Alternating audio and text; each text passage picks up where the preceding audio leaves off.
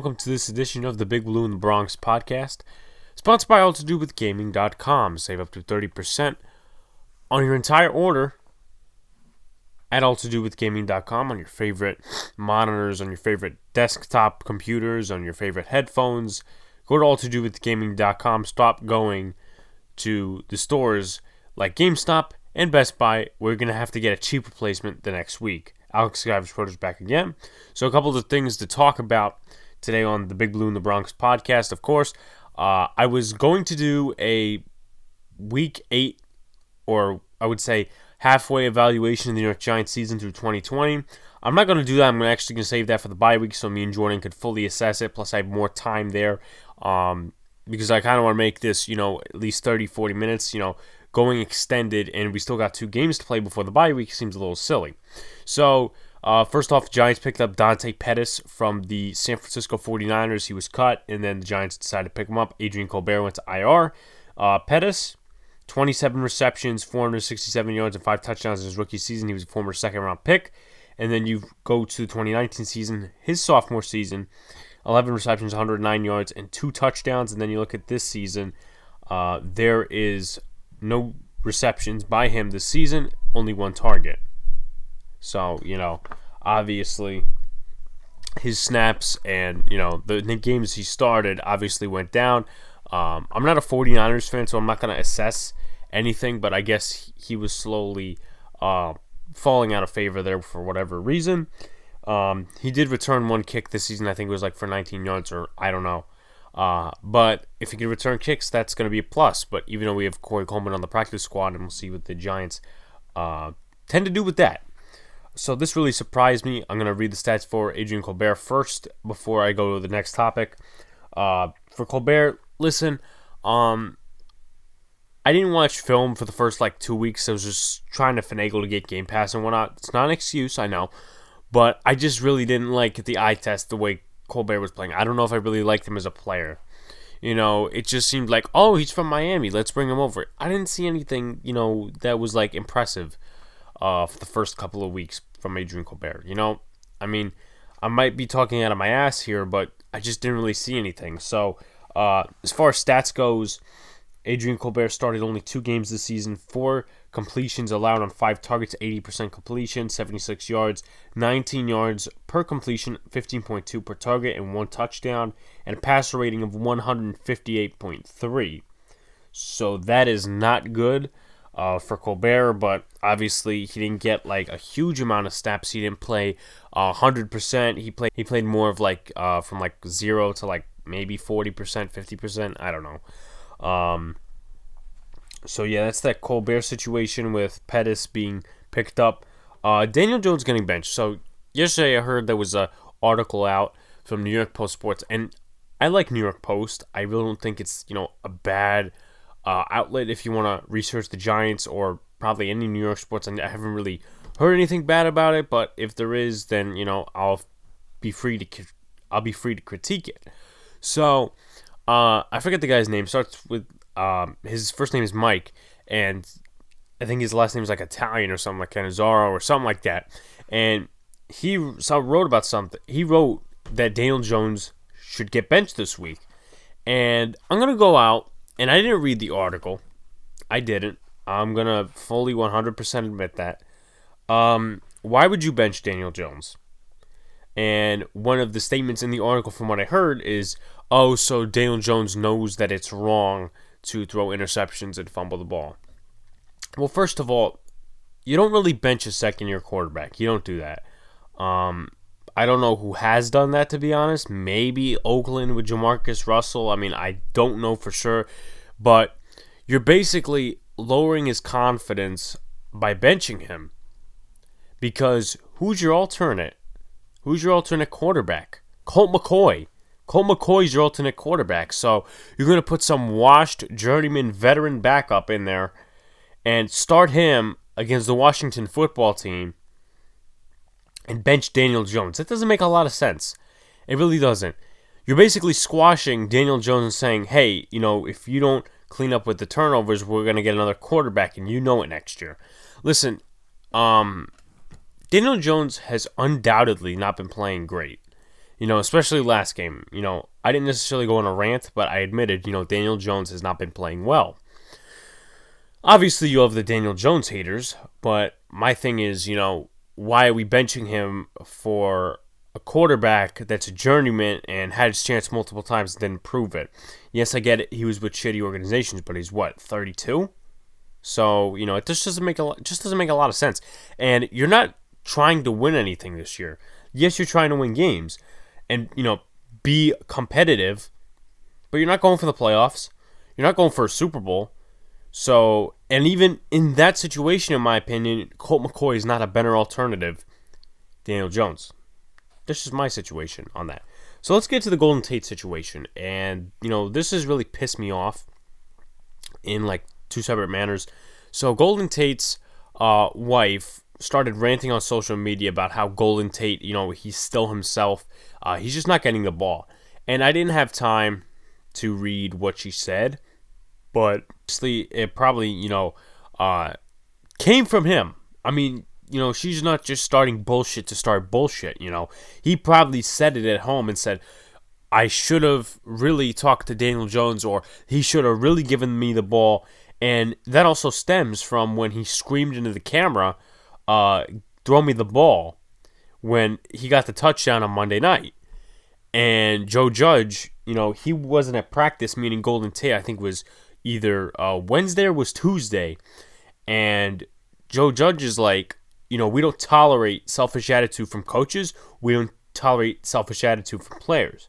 So he sent him home after they had a talk, Golden Tate and Joe Judge. So here's my perspective on this. Golden Tate is not right for doing that. Should he get more targets? There was blatant amount of mistakes by Daniel Jones on Monday night. Let's go there and let's be honest. It's very childish of Golden Tate to go after his quarterback, or maybe go behind his quarterback's back and have his wife tweet all that shit. It just doesn't make a lot of sense. It's childish. And Golden Tate should definitely handle himself better because he's a veteran. He's supposed to be a respected leader in that locker room. I don't know if he's a captain. I forget. But, you're a respected leader in that locker room, and players are strongly trying to look up to you. And this is what you pile on Daniel Jones. If you're smart about it, if you're mature about it, go ahead and talk to Daniel Jones. Go ahead, talk to Jason Garrett. Go ahead, talk to Joe Judge. Hey, can I get more targets? Hey, listen, I was open a couple of times last game. Can you look at the film or something maybe resolution-like? But then again, you have the stupid Giants fans who still have not gotten over the Odell Beckham shit. Golden Tate signing was wrong. OBJ, he was a cancer, right, Dave? Okay, first of all, for those of you that have not gotten over this trade or miss Odell, why don't you go be a Browns fan? They're winning. I mean, OBJ, yeah, he tore his Achilles or his ACL, I forget which, but he's on the Browns now. He has a smack-talking quarterback who is in more Geico commercials, I believe, more than any of the wins he's had, probably. I don't know how many commercials he aired. But that's a smack-talking team, and I'm not saying that they don't win. They win. I forget what their record is this year, but they just lost the Raiders, but it's not my point. A year and a half, and you're still crying about this Odell thing, and, you're saying now that Tate's a cancer in the locker room, cut him. Listen, by all means, what Golden Tate did, or what his wife did, isn't mature. That's baby stuff. That's just like high school stuff. You're going to go to your friend and talk shit about your other friend, and maybe that friend that you told starts saying shit on social media, and then that friend they were talking about knows it's about him. And Daniel, very respectfully, and he probably got this from Eli, took it lightly. He's like, Golden Tate, he's one of my friends. He's a leader. He's a teammate.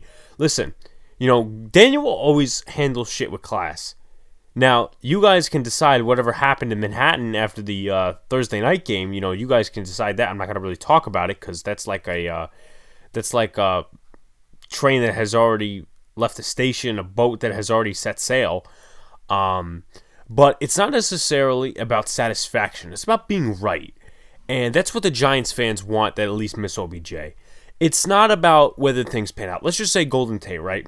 He signs with the Giants. Maybe his first year is actually identical to the 4-12 season, 2019. Then 2020, Daniel Jones is not turning over the ball as much. He's throwing good passes. Tate has 2 touchdowns already this year, 3 touchdowns, maybe, in a parallel universe, parallel situation. And the Giants fans won't call that out, or at least some of them, because they still hate the OBJ trade, and Golden Tate is effectively his replacement. So it's not about satisfaction, it's about being right. Giants fans, some of them, would rather be right in a situation. This also has to deal with Daniel Jones and Trevor Lawrence and Justin Fields, but they would rather be right about a situation just to push their own ego and just to blow smoke up their ass, rather than, oh, my team is doing good now. Golden Tate, he's a good receiver. No, that's what happens when you have selfish fans in your fan base. I'm sorry, but that's just how it is. Tell me one person or one argument that would say that, oh, Golden Tate, he's a cancer in the locker room, OBJ was better. First of all, for those of saying OBJ was not a distraction, you are clearly lying to yourself and the people who you were talking to. That is a lie. Odell Beckham, the one cocaine thing, and I think he was in Italy or somewhere eating pizza, the one cocaine thing, the net thing, the thing with Josh Norman, I'm missing one in my head right now. The boat thing. How many times do we got to bring his name up? And it's in the New York media. And it's not like, it's Cleveland. No, they're a smaller market than New York. So New York is going to get much more attention through this. And then you have Golden Tate. This is his only situation where he's been a cancer. And I'm sorry, you guys can say, oh, you're defending Golden Tate. I'm really not. I'm really not defending Golden Tate. He has been lackluster on offense. His yards after catch are horrible. He has not shown up, but let's go to the facts here. And this is not satisfactory about being right. Ends don't justify the means when it comes to being right in this situation for some Giants fans. But to finally put this topic to rest about Golden Tate, what did he do? He basically chattered to his wife about his quarterback behind his back. Was that right? No. Should Tate get cut? I don't know. I don't know if that would be a good thing mid-season, but if he continues to talk the talk, and he also liked a tweet that said, cut Golden Tate. So let's keep an eye out for that, because wide receivers are literally divas for no reason. Meanwhile, Mrs. Tate, and somebody said it, Mrs. Tate should go up and strap up and be the next quarterback for the Giants. Really should.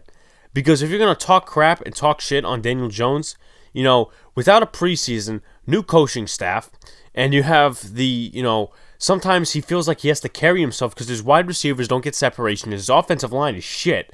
I don't care if they did good the last game. I don't care. This whole season has been Daniel Jones, Daniel Jones, Daniel Jones. He's doing bad. He's doing this. Listen, some of that is deserved. Trust me. The one interception in the Rams, that cost the game. Not entirely, but that took part in costing the game. The interception with the Washington football team the first time, that could have cost us the game. And then going back to the Buccaneer game, he cost us the game. I get it. But this directly correlates with Dave Gettleman, Daniel Jones, OBJ, and how many other variables you want to put in.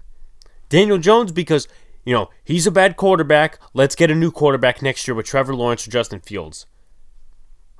And then you have the people with the Golden Tate situation saying, OBJ, he was better, and OBJ, he was less of a cancer. So, let's wind the clock down, people. Let's wind the volume down. May not be a good comparison or a good phrase I just used, but let's just, realize what situation we are in. Let's realize that let's rather be happy about something, that you may have disagreed with in the beginning, rather than just saying, oh, I want to be right on this.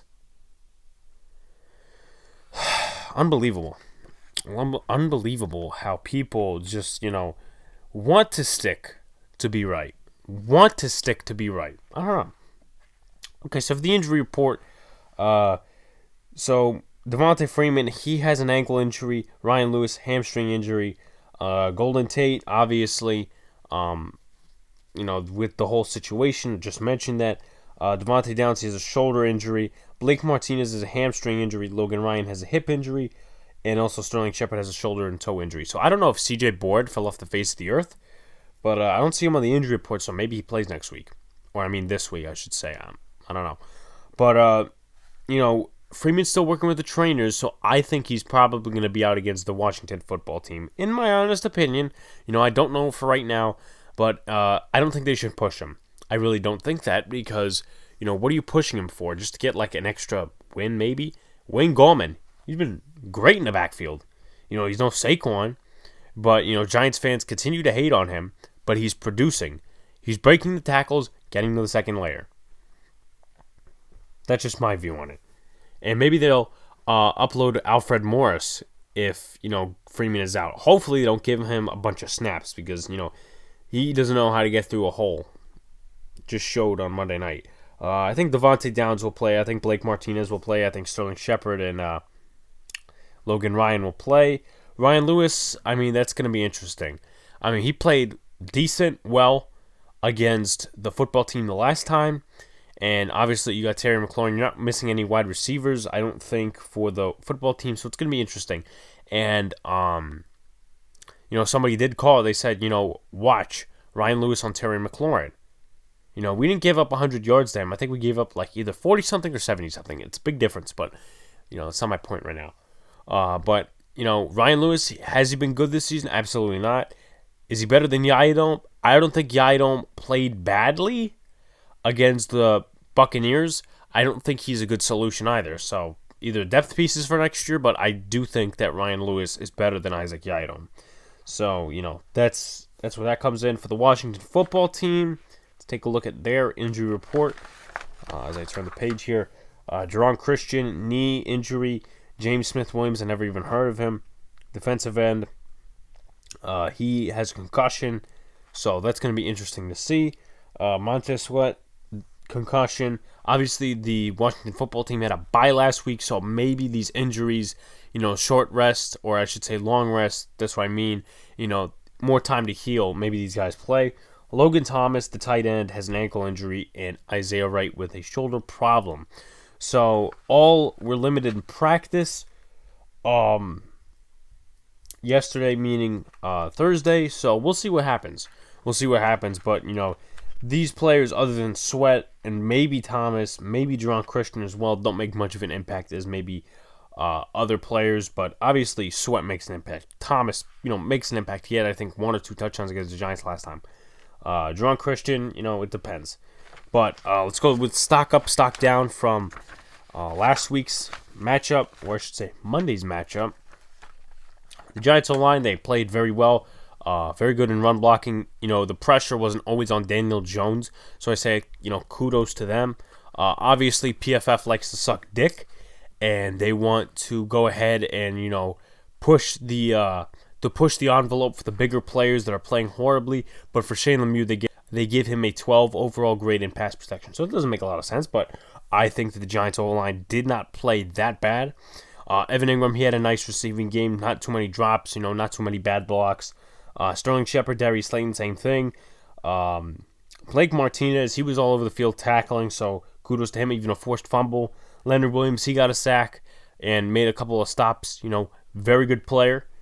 Dalvin Tomlinson batted a pass on that Jones fumble. And Carter Coughlin, he got his first NFL sack. So, kudos to him as well. Stock down, James Bradbury and Daniel Jones. I don't really picture anyone else that played too horribly. But Jones, those 2 turnovers really, really hurt the Giants. And James Bradbury, look, he didn't play horrible, but I just feel like this was his worst game as a Giant, other than maybe the first Pittsburgh game, because he had 2 PI calls, whether they were right or whether they were wrong against him. And then you had, he gave up a touchdown to Mike Evans. I just feel like Bradbury's play hasn't been the greatest as he was all season the last 2 weeks. Against Philly and against the Buccaneers.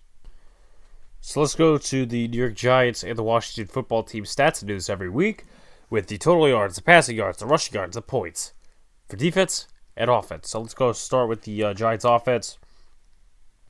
As far as total yards go, they rank 28th, 2,334, but per game, they're 31st, 291.8. Passing yards, 27th, 1,546. They're 28th in passing yards per game, 193.3 rushing yards. 25th, 788 this season, but per game, 27th, 98.5 per game. And then points, 29th, 145, though they are 31st in points per game with 18.1, so that's not very good. As far as the defense goes, 12th in total yards, 2,838. They are 13th in total yards per game, 354.8. Passing yards, they are 27th, 2,022. Though passing yards per game, they're 23rd, 252.8, which is disappointing going from the first couple of weeks where they performed very well against the pass. Rushing yards, they're 10th, 816 allowed this season, though 102 per game. That's 8th in the league. You go on to the points per game. They're 15th, 24.9. When it comes to all season, though, they're 20th, 199 points given up total. Let's go to the Washington football team now. Their offense, they rank 32nd in total yards per game and total yards total on the season. Passing yards, they're 29th in both categories per game and all season.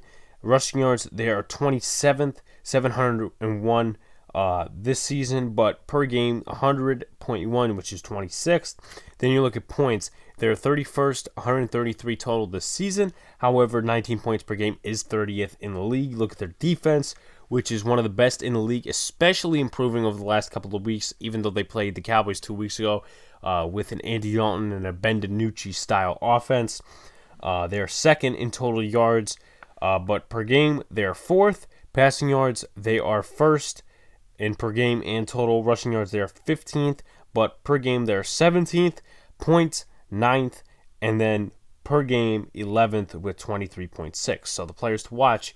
Stats haven't really improved, in my opinion, or at least the way I see it from how many weeks ago. I think it was 3 weeks ago. We versed them and got our first win. So Chase Young, it seems like his pressures haven't gone up or his sacks haven't gone up. I don't know. But only 6 pressures this season, 2.5 sacks. Still someone to watch. Ryan Kerrigan, he was speculated to be traded about a week ago. They never moved him. Ryan Kerrigan, 6 pressures, 4 sacks on the season. Still very good for the limited playing time. Jonathan Allen, 7 pressures and 1.5 sacks. Now you look at Montez Sweat. He's on the injury report with a concussion, so we'll see if he plays. But he's been a tremendous impact and improvement from what he was last season. 5 sacks, 16 pressures already this season. 5 quarterback knockdowns, 6 hurries, and was only blitzing 1 time, so he was mostly rushing the passer. You look at Deron Payne, 7 pressures, half a sack, 2 quarterback knockdowns, and 4 hurries. Kendall Fuller, who has improved even after the Giants game, and he played very well that game as well. This season, he's done very impressive. 9 completions on 19 targets, 47.4 completion percentage, only 110 yards given up, 12.2 per completion, 5.8 yards per target, and then only 1 touchdown season with a 43.6 passer rating allowed. That is very good for a cornerback of his caliber. Big money this season. I forget if he was traded or if he was signed from Kansas City to the football team, but either way, he's put up some impressive stats, and Daniel Jones is going to have to watch for him because he picked him off going back to the game we versed the football team. So, also to look to keys to win. Keys to win for this game. We need to stop the turnovers. I've said this multiple times, and I'm going to repeat myself again because it's repetitive every game. Daniel Jones, you need to stop turning over the football. You really do, man. Whether it's a stupid mistake or just a mindless fumble. You need to feel the pressure. You need to throw it away. You need to take the sack. You need to look for receivers downfield. You need to throw it away. You need to, read better. You need to limit the turnovers and stop them for one game. The only game that you didn't have a turnover was the last game in Washington against the football team when they were called the Redskins. That was, 2019 in December. I remember because I was sick on that day. Step number 2 and key number 2, look for open receivers, get better in the passing game. We saw how many missed throws Daniel Jones missed last game. We saw that. Darius Slayton was open 2-3 times. Golden Tate, he was open. Sterling Shepard, he was open. Evan Ingram, he was open on some cases. It just needs to get better with reading, looking at not just at one direction, just going back to it too. You need to stop staring down a receiver for 30 seconds and then throwing the ball at him just only to get picked off. Stupid mistakes like that, they need to stop. And then number 3, don't play down to the competition. I think we should have played so much better last time against the football team. Really should have. And the final score was 29-19. We almost lost that game if they would have made that 2-point conversion, which is no bueno. Okay, they had one of the worst offenses in the league. We gave up, I think it was 2 touchdowns. Listen, look, we give up touchdowns. Yes, the football team can have 1 or 2 touchdowns going forward or whatever against us. I don't care. I'm not saying the Giants can't allow a touchdown, but the score really says a lot. So do the stats as well. I think Kyle Allen had one of his, I would say, better games against the Giants. But then again, I would have to go back and look up the stats. So we do not need to play down to the competition. I think we are a better football team than them. I really do. Just because the Washington football team, they're favored at home. They're 2.5-point favorites. Yeah, we're a better team in my opinion. Yeah, they beat the Cowboys.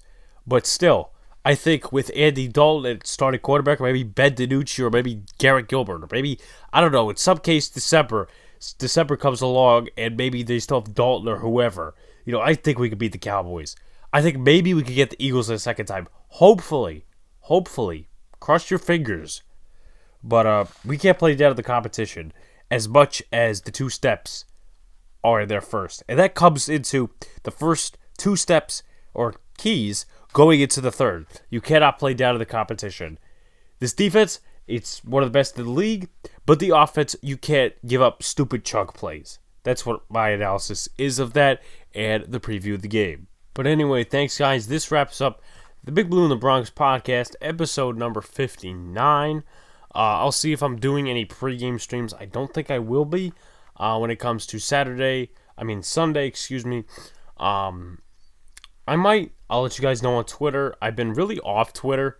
I'm going to be honest here because I kind of want to get away from politics, even though the election's going on. I kind of want to get away from politics. Twitter is not necessarily a nice place when it comes to debating somebody either on politics, sports, or whatever. Just want to really kind of avoid that. But at the same time, you can't avoid everything. So I do post on Twitter, even when I try to avoid Twitter at some points in the game. Instagram is not as bad. But anyway, Sunday, I'll see if I'm doing a live stream before the game. I'll see if I'm doing like a recap after the game. I haven't done one in weeks. Last time I did one, I think, was either the Washington football team game, I believe it was, or it might have been the game before the Dallas game, which was the Rams game. But anyway, thank you guys for listening, watching. Subscribe to our YouTube channel. Thank you for the Sportscast reviews. Our podcasts are available on Spotify, Podbean, Apple Podcasts, Google Podcasts, Amazon Music, iHeartRadio, Overcast, and CastBox. Follow our social media pages at Big Blue in the Bronx on Twitter and Instagram. Thank you guys, and we will see you next Tuesday, or maybe even on Sunday. Hope for another New York Giants victory, guys. Let's go Giants.